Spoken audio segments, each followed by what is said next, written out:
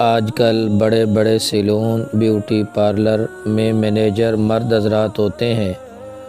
اور ان beauty parlour میں ہر وہ کام ہوتا ہے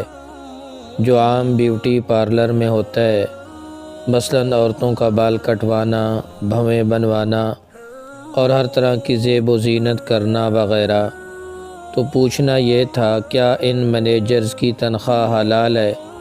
اور کیا ان کے لیے یہ کام کرنا جائز ہے؟ اگر بیوٹی پارلر میں شرعی شرائط کا لحاظ رکھا جاتا ہو، مثلاً وہاں کا ماحول غیر شرعی نہ ہو، مردوں سے اختلاط نہ ہو، پردے کا اہتمام ہو،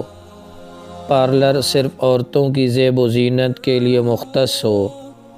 کسی ناجائز کام کا ارتکاب نہ ہو، جیسے عورتوں کے سر کے بال کا کاٹنا، غیر شرعی بھویں بنوانا، اعضائے مستورہ کا کھلنا وغیرہ،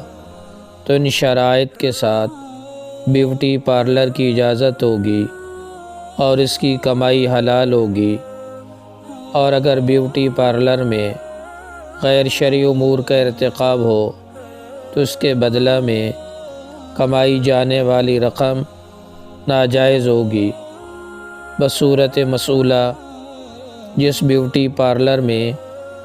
غیر شرعی امور انجام دیے جاتے ہوں اور پردے کا اہتمام نہ ہو، وہاں ملازمت جائز نہیں ہے،